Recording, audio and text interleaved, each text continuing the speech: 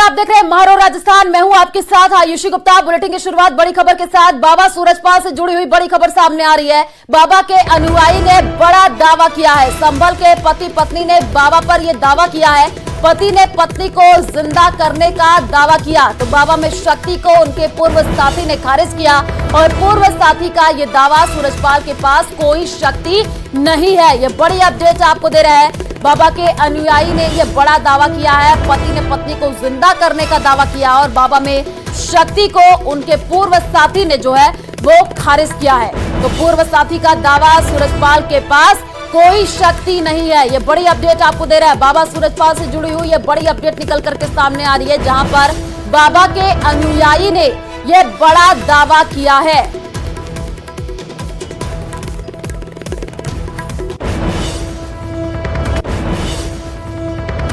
पाखंडी बाबा और उसके मोहरे, यानी एक बाबा अनगिनत चेहरे। बाबा के साम्राज्य को संभालने वालों की जांच शुरू हो गई है। इसकी शुरुआत मधुकर से हो रही है। कहां से उन्हें फंडिंग होती है, कहां पैसा रखा जाता है, कहां कैसे खर्च होता है, अब बाबा के बैंक की पूरी हिस्ट्री खंगाली जा रही है। देखिए रिपोर्ट।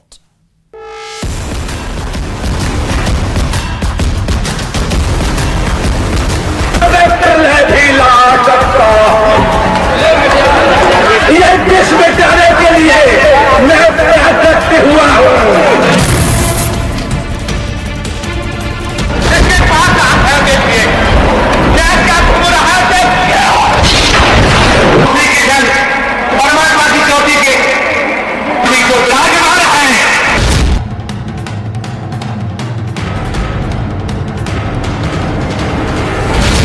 बाबा के बैंक पर पुलिस की नजर।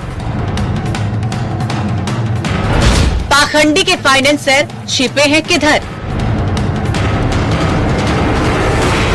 कहां से आया पैसा, कहां कहां छुपाया? मोरों के मनी ट्रेल पर पुलिस की नजर। सैकड़ों करोड़ का साम्राज्य, आलीशान आश्रम, प्राइवेट आर्मी, यूनिफॉर्म, लग्जरी गाड़ियों का काफिला, ये सब कुछ यूं तो नहीं चल रहा था। इस खेल को हर दिन जारी रखने के लिए बाबा एंड कंपनी कहां से पैसे लाती थी?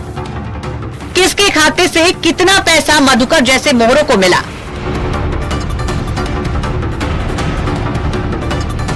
दान के नाम पर फंडिंग करने वाले भी रडार पर हैं।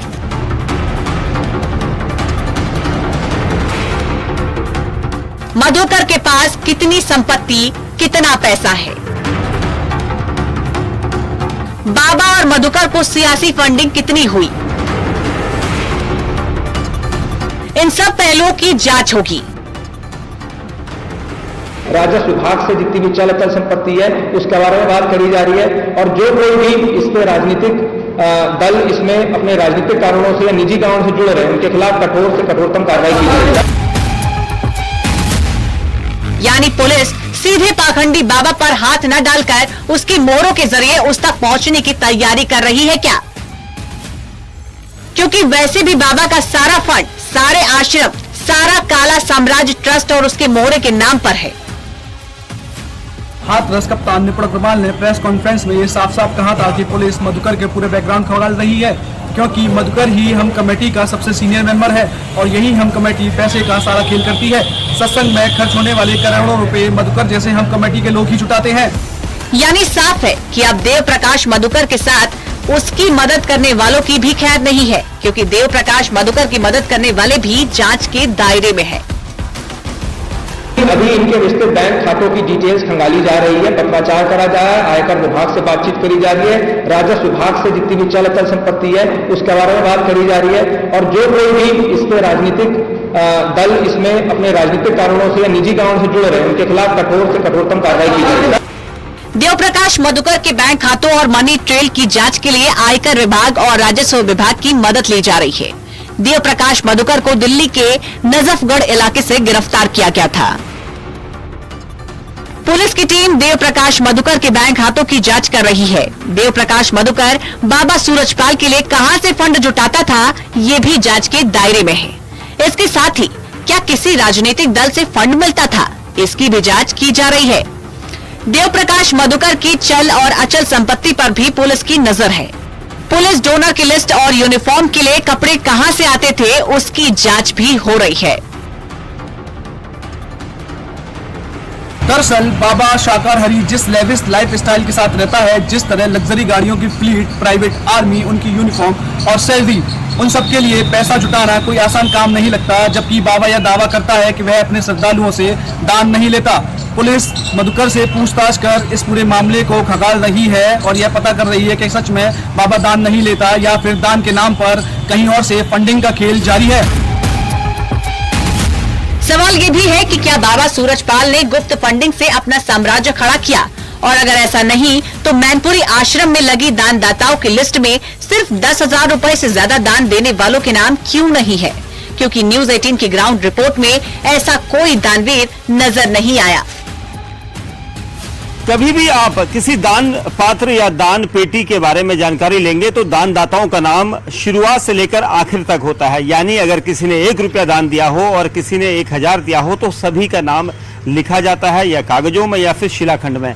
लेकिन बाबा के आश्रम में इससे उलट है। 5000 और 10,000 नहीं, बल्कि 10,000 से नीचे का कोई भी दान इस दान जो सूची है इसमें नहीं लिखा गया है। यानी 10,000 से ऊपर जिसने दान दिया है ये सिर्फ सूची उन्हीं लोगों की है, और ये वो लोग हैं जो बाबा के इन आश्रमों को फंड करते हैं या इन्होंने दान दिया है। ये किस तरह का दान है जिसमें समय नहीं लिखा गया, सिर्फ अमाउंट लिखी गई है। इतना ही नहीं, इस लिस्ट में कुछ नाम ऐसे भी हैं जिनके सामने रकम का जिक्र नहीं है। हमने पहले भी बाबा के गुप्त दान सोने की खदान वाली थ्योरी बताई थी। इस पूरी लिस्ट में यहाँ के नहीं बल्कि कई राज्यों के लोगों के नाम है जिन्होंने ये दान दिया है। ये दान इसे कहेंगे 10,000 से लेकर ऊपर की जितनी रकम होती है सिर्फ उन्हीं के नाम है, और उससे नीचे किसी का नाम नहीं है। जबकि नीचे जो 5,000 4,000 उनकी कोई लिस्ट नहीं है। तो ऐसे लाखों लोग हैं, क्योंकि बाबा के एक सम्मेलन में, सत्संग के सम्मेलन में लगभग 2 से 3 लाख लोगों की भीड़ होती है और हर कोई दान देकर जाता है, और उसकी रकम बहुत ज्यादा होती है जिसे छुपाया गया है। और ये इस तरह की लिस्ट है जो अलग अलग तरीके से यहाँ पर जिन लोगों ने अपना दान दिया उनको रखा गया है। तो बाबा की जो बाबा को फंड दिया जाता है वो कहाँ से दिया जाता है, कौन लोग हैं इसके पीछे, इसकी जानकारी अब यूपी पुलिस करेगी। क्या ये नाम जिसके आगे दान की रकम नहीं लिखी, ये वही लोग हैं जो गुप्त दान के जरिए बाबा के सोने की खदान भरते हैं? Bureau report, news 18। और चलिए रुक करते हैं अगली खबर की ओर। पाखंडी बाबा को लेकर हर दिन नए खुलासे हो रहे हैं। हर दिन स्वयंभू बाबा के अलग अलग चेहरे सामने आ रहे हैं। अब कुछ लोग ये दावा कर रहे हैं कि बाबा को मोहिनी मंत्र आता है, वो इसी मंत्र की शक्ति को सबके अपने वश में कर लेते हैं। क्या है पाखंडी बाबा के उल्लू साधना का ये पूरी कहानी, समझते इस रिपोर्ट में।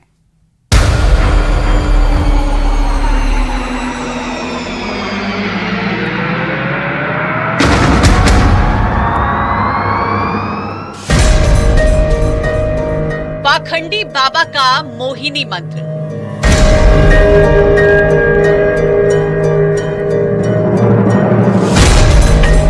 उल्लू साधने से काली शक्तियों पर वश।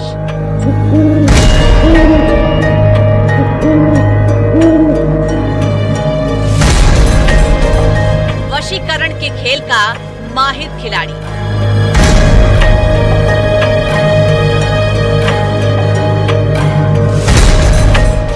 बाबा जिसके पास खिंची चली आती थी महिला भर।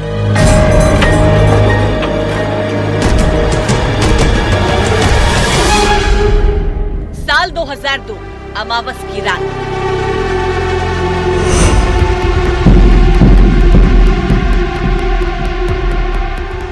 तंत्र साधना करने वालों का सबसे पसंदीदा दिन। कहते हैं उस रात सूरजपाल जाटव नाम का एक शख्स भी शमशान घाट पहुंचा था। आधी रात का वक्त, चारों तरफ घुप अंधेरा, सिर्फ खामोशी और अंधेरे की गोद से निकली एक रहस्यमयी रात।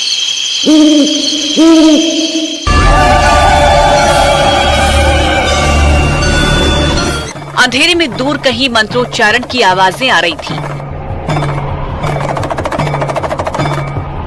अंधेरे को चीरती एक रोशनी आगरा वालों को दिखाई दे रही थी, लेकिन उस रात का सच कोई नहीं जानता सिवाय सूरजपाल जाटव के। ये कहानी है सूरजपाल के पाखंडी बाबा बनने की। यहाँ के लोग कहते हैं कि उल्लू की साधना कर बाबा ने काली शक्ति और मोहिनी मंत्र पर सिद्ध हासिल की है। सूरजपाल जाटव ने इन्हीं काली शक्तियों के माध्यम से दौलत और शोहरत हासिल की है, लेकिन दावा किया जाता है कि ये काली शक्तियां बलि मांगती हैं।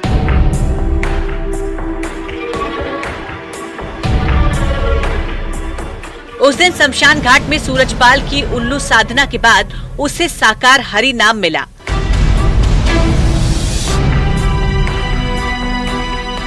अब काली शक्तियां उसके कब्जे में थी। मोहिनी मंत्र से वो जिसे चाहता अपने वश में कर लेता।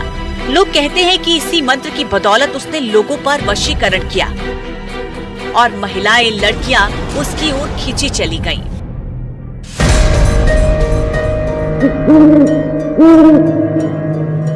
महिला भक्तों से हर वक्त घिरा रहने वाला सूरजपाल जाटव उन पर मोहिनी मंत्र चलाता था।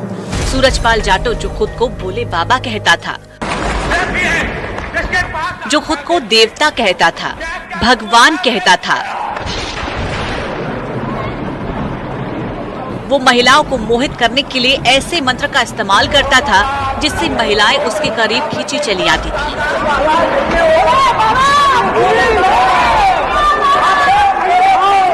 दावा किया जा रहा है कि बाबा के पास एक ऐसा मोहिनी यंत्र है जिससे वो कम उम्र की लड़कियों को आकर्षित करने का ढोंग रचता था। इसी हथकंडे को उसने भक्त मोहिनी मंत्र का नाम दिया था। हालांकि कासगंज में सूरजपाल जाटव के मोहिनी मंत्र की अलग अलग कहानियां हैं। महिलाओं से घिरे रहने के लिए सूरजपाल जाटव ने कैसे स्वांग रचा था, उसे भी जानिए। बाबा नहीं है, ये बवाल है। ये समझ लीजिए।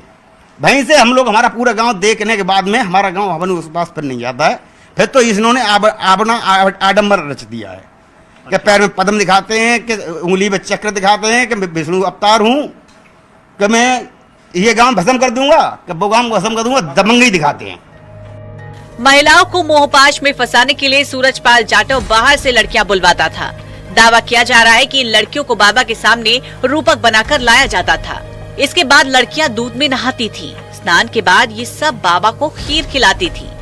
खीर चखने के बाद सूरजपाल जाटव लड़कियों के साथ झूम कर डांस करता था। रूपक बनकर आई लड़कियों को सूरजपाल जबरन डांस करवाता था। एक बार उसने मोहिनी मंत्र चलाना शुरू किया। इसके बाद सूरजपाल जाटव महिला भक्तों के साथ रासलीला का स्वांग भी रचता चला गया। जन्माष्टमी के त्योहार पर सूरजपाल जाटव कान्हा का रूप धरकर रास रचने के परपंच भी दिखाता था। बाबा खुद को कान्हा का रूप धरकर ढोंग करता था, लेकिन गोपियां बनी महिला भक्त नॉर्मल कपड़े में ही रहती थी। जन्माष्टमी में और 15 अगस्त में ये अपना जन्मदिन मनाते थे, तो यहाँ डिक्लेयर कर दिया सोने का झूला पड़ेगा, उसमें झूलेंगे कन्हैया जी बन करके, कि जन्म होगा इनका। वहाँ देखे तो भाई रस्सा पड़ा, अपन आराम से भाई झूल रहे हैं अपन, तो हमें तो देखे मुझे बच्चा बनाएंगे, बच्चे उन्हें बनेंगे। तो आदमी जेंट्स से नहीं मिलता था, लेडीज से एक पता नहीं सुंदर से सुंदर कहाँ से आती थी। तो ऐसे करके ऐसे चेहरे पर हाथ मिलाया करती थी वहाँ पे। हम तो ये देख करके बड़ा दुखी हो गया, हम अब जाना ही यहाँ बेकार है।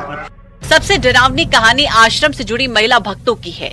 सूरजपाल बाबा के आश्रम में उसके सारे काम के लिए सिर्फ महिला भक्तों को रखा जाता है। महिला भक्त बाबा के लिए क्या क्या करती हैं, इसकी जो जानकारी सामने आई उसके मुताबिक बाबा की सेवा में सिर्फ सुंदर लड़कियों को लाया जाता है। महिला भक्ति बाबा सूरजपाल के कपड़े धुलती हैं। महिला भक्त ही बाबा सूरजपाल को स्नान करवाती है। बाबा सूरजपाल के आश्रम में सामान्य नए नक्श की महिला भक्तों को भगा दिया जाता है।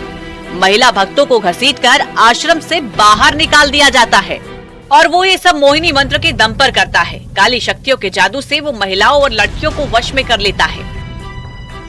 दावा ये भी किया गया कि मोहिनी मंत्र के कारण ही किसी लड़की ने आज तक उसके खिलाफ कोई आवाज नहीं उठाई, लेकिन पाखंडी बाबा के काले साम्राज्य पर अब इंसाफ की रोशनी पड़ चुकी है। बाबा का चेहरा सबके सामने आ चुका है, जो उसे भगवान नहीं मानते थे। सच सामने आने के बाद नफरत करने लगी हैं, यानी देर लगी, लेकिन पाखंडी बाबा का सच सामने आ ही गया। Bureau report, news 18।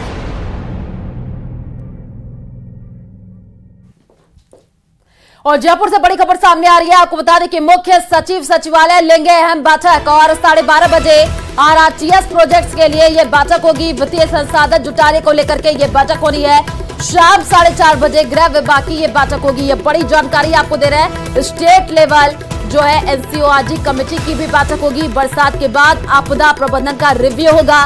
कृषि उद्यानिकी और कृषि विपणन बोर्ड की यह समीक्षा होगी। शाम 5:30 बजे समीक्षा जो है सीएस सुधांश पंत करेंगे। तो ये बड़ी जानकारी आपको जयपुर से दे रहे हैं। आपको बता दें कि मुख्य सचिव जो है ये अहम बैठक लेंगे। 12:30 बजे आरआरटीएस प्रोजेक्ट्स के लिए यह बैठक होगी।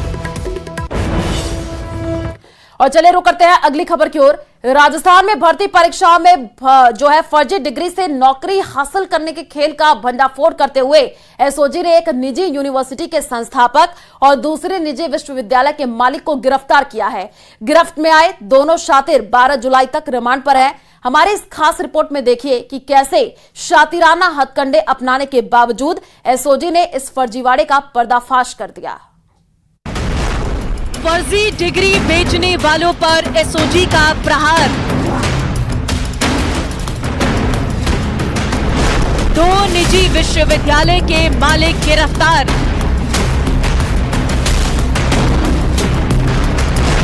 कैसे शिकंजे में आए शातिर। फुल प्रूफ फर्जीवाड़ा कैसे हुआ तार तार। भर्ती परीक्षाओं में फर्जी डिग्री बेचकर अनाप शनाप कमाई करने वाले शातिर अब पुलिस की गिरफ्त में है। लेकिन लाख टके का सवाल ये कि होशियारी और सावधानी की नींव पर खड़ी इनकी पाप की लंका तक एसओजी पहुंच कैसे गई। इन शातिरों की चालाकी इन्हें गच्चा कैसे दे गई। साल 2013 में शुरू हुई थी यूनिवर्सिटी, 2022 से मिल रही थी शिकायतें। पुलिस के मुताबिक ओपीजेएस यूनिवर्सिटी के संस्थापक जोगेंद्र सिंह ने राजस्थान से लेकर बिहार और उत्तर भारत के अधिकतर राज्यों तक फर्जी डिग्री बेचने का जाल बिछा रखा है। जितेंद्र यादव ओपीजेएस यूनिवर्सिटी में रजिस्ट्रार रहा था।